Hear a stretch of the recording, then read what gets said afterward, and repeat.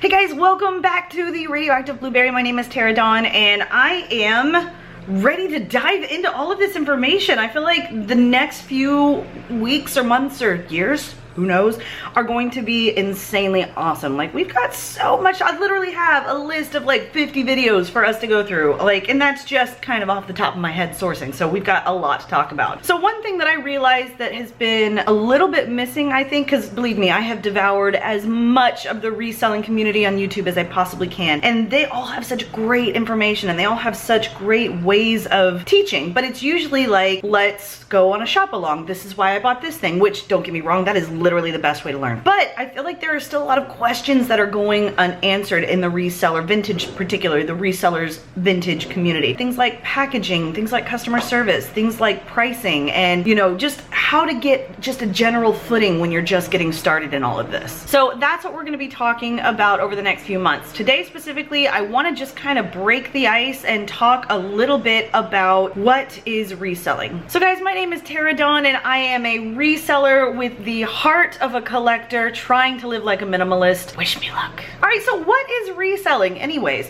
Reselling is essentially a very broad term. So if you're a reseller, you could be reselling anything from a book to a VCR to a DVD player to vintage antiques. Basically what it means is that you're purchasing something at a lower cost for you and then reselling it at what its value is to a buyer. So for example, if I go to a garage sale, I find an iPhone for $1 and it's a perfectly working iPhone, it's in great condition, the seller just didn't need it anymore because they got the newest model, so maybe they're selling it for $1. That would be an amazing find, but let's say they're selling it for $1. You can jump online and you can jump on eBay or you can jump on Facebook Marketplace and you can sell this for possibly $200 to $300 as long as you've got the cords and everything works good. You know, that's what reselling is. It is simply learning how to source a product at a very low cost so that you make a nice chunk of money when you resell it at what its worth is to a buyer. So this doesn't mean that you can go and get something crappy and then stick a $400 price tag on it thinking you're gonna make 400 bucks. I feel like that is common sense to both of us. What that does mean, however, is that if you can find your areas of sourcing, which we have a whole video on, we're gonna go over that, but if you can find your areas of sourcing,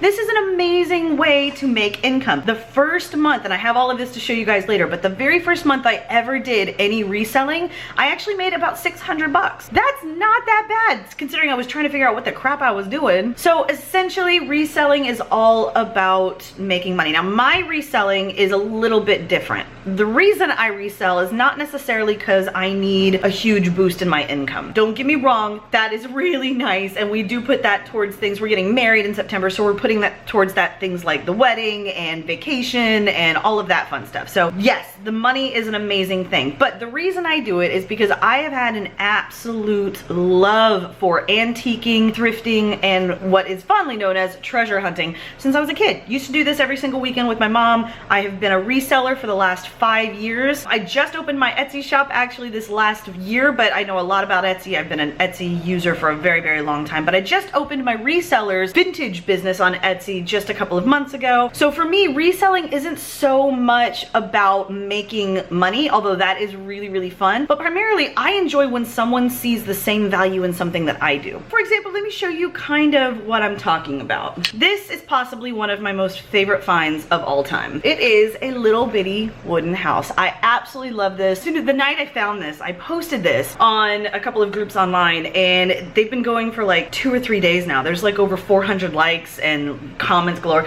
And it's because this is the reason that people go thrifting. This right here. This I paid about $4.99 for at Goodwill, and this was literally like last weekend. I got it home. There was a key. There's a little metal key that was sitting inside of his little bank box. You can see he's got a little, you know, bank area. And then when you open up the doors here, there's a little keyhole, and I thought, well, that's just freaking adorable. $4.99, I'm gonna take it. In addition, it was signed by the artist. Kidding.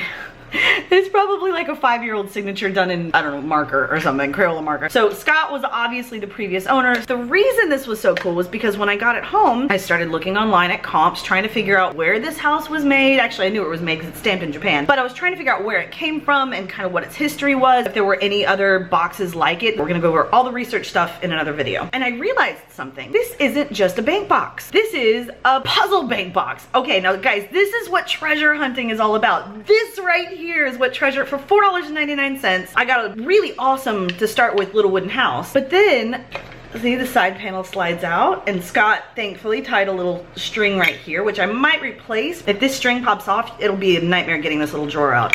But see, it's a little drawer and it clangs, and then that's where your little key goes. How adorable is that? This was one of those surprises that treasure hunters live for. You don't live for the money necessarily, you live for the cool stuff and the history and the learning. So let's put it this way, if you are not interested in learning, if you're not interested in the history, and remember, we're talking specifically about vintage reselling. If you're not interested in the history, if you're not interested in the stories that these pieces tell, then reselling for you might mean buying a pair of Levi's jeans for $5 and reselling them for $25. There's not much of a story there. Unless you go with vintage clothing. Vintage clothing is a whole different ballgame. That's where some good money is. I don't do clothing though. It's just not my thing. This is my thing. So I love things like this. So yeah, it was a wonderful little surprise. It was a wonderful little treasure moment for me, and I just about lost my crap. So just so you guys know, got it for $4.99. The comp on this is anywhere between $100 and $225, and that's sold. There is some moron on there trying to sell it for $1,000. I think it's worth $1,000, but I'm pretty sure a buyer won't. This is something else that I wanted to show you. So when I first got this, I was a little bit on the fence for this one. For me, reselling has to be something that makes me happy. The things that I buy bring me joy, therefore I know they're going to bring somebody else joy. Now, this is not vintage. This is probably, it might be 20 years old. So maybe vintage, I don't know. I'm gonna have to really look up the date on it, but either way, it's new-ish. You guys should all recognize this. This is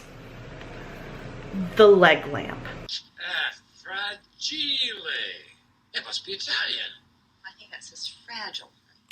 Now, I don't do lamps, for the record. I am not Jocelyn. I am not a crazy lamp lady. I think I've got 3 lamps that I've ever fallen in love with. 4 if you count a green duck, which I'll show you eventually. I kept the green duck because I was way too in love with him. So this is a very modern Christmas decoration leg lamp. They're not difficult to find. They're just kind of difficult to find when you want one. But I ended up finding this at Goodwill. I paid 10 bucks for it, and it's because I looked at the resellers comp. They sell all the time. They sell all the time. There are like 50 different of these lamps that have sold. And generally they'll sell for about the $30 to $40 range. So I thought for 10 bucks, that's a really good buy. It still works. The leg lights up, the bulb lights up, everything works beautifully. Now this is not vintage, so I can't sell it on Etsy. And we're gonna talk about this in a later video. I can't sell it on Etsy, and I don't wanna ship it, quite frankly. I don't like shipping lamps. I am going to end up putting it on Facebook Marketplace. That's actually kind of my task for the day, which is why it is out. Because my problem with this lamp is that I think it's hilarious when it's on TV. I don't necessarily like it in my house. I didn't think I could dislike a lamp, but I actually don't like it in my house. Maybe I'll like it at Christmas time if I've still got it. So either way, I'm looking to get about 30 bucks for that. And this is the last one that we're gonna be talking a little bit about reselling on. This last little item is very vintage. I think he's probably from the 1950s. He actually, oddly enough, still has his little paper tag on him, and it says Honey Bear with Trouble, but he's missing his sticker on his butt, so I don't know where he was made. I'm gonna have to do a little bit more research on him. I'm sure a group might recognize the partial sticker that's there, but I don't. Anyways, I think he's adorable. It's called Honey Bear with Troubles. And you can see his little butt flap. I don't know, there we go. You can see his little butt flap has decided that it's gonna fall down, and so he's having issues. He is definitely a teddy bear with issues. But the reason I wanted to bring him up is because he is not an item that has a use or that has a secret like the bank box. He is not a modern-ish lamp that I can sell on eBay or on Facebook Marketplace. He is a little vintage figurine that does nothing but sit there and look adorable, but he makes me happy, and that's the reason I bought him. I think I bought him for about $1.50, and I haven't looked him up yet, but these little figurines will go anywhere between 12 to 20 bucks unless they have a big brand attached to them. But he'll probably go for 13 or 14 bucks because he does have humor. He's not just a figurine, a pretty figurine. He actually is a funny little bare-butted guy. My point is, when you're reselling is not just about the comps. Even if you're doing vintage clothing, if you're doing anything with vintage, you're doing it because it's nostalgic for you. It makes you happy. It makes you love what you're doing. So if you see something, don't just go, oh, that's gonna make a lot of money, and pick it up. If you don't love it, you're gonna have to live with it for a while. Trust me when I say if you don't love it, you might not be able to sell it. Vintage reselling is a little bit different than actual reselling. Vintage reselling is all about you collecting. It's about you collecting and showing off your collecting,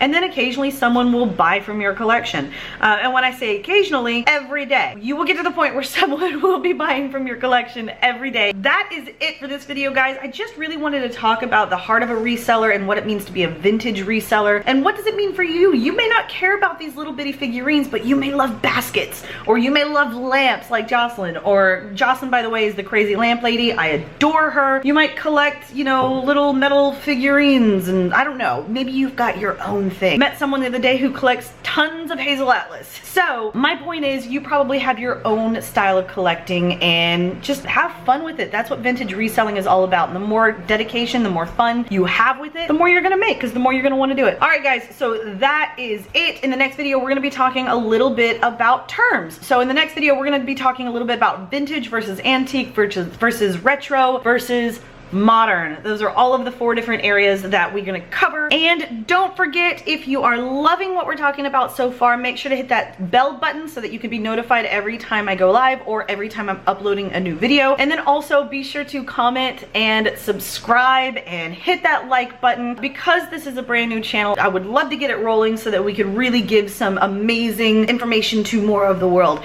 Also, if you want to go visit the Etsy shop, a lot of the stuff that you see here is available inside of the Etsy shop, so you guys can go to www.etsy.com/shop/radioactive blueberry. That's where you can find me. In addition, if you are an Instagram user, let's be Instagram buddies. You guys can find me on Instagram at radioactive blueberry. So I will see you guys there, and I will see you guys in the next video. Bye.